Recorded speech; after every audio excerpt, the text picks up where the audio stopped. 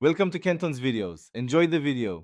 You begin by choosing where to change the font size: system, browser, or a specific app. Open Settings now and go straight to Display or Accessibility. This is faster than hunting menus. Once there, look for font size or text scaling. You'll see a slider or presets. Why this matters: changing at the right level affects all apps versus single windows. Make sure to note whether you need admin permission. If so, sign in before increasing the size. Now adjust the controls precisely. Use the slider for small increments or pick a preset like large.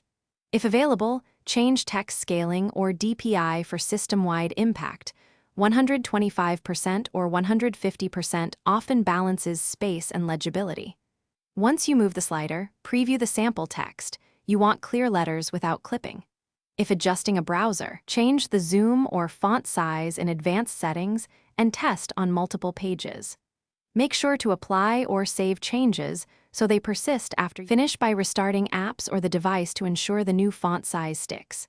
If a layout breaks, buttons cut off or overlapping, lower the scale slightly or switch to app-specific zoom instead of system scaling.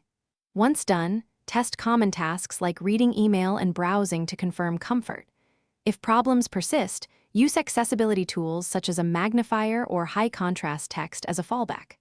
One key troubleshooting tip: if text appears blurry, update drivers or set DPI scaling behavior in compatibility settings.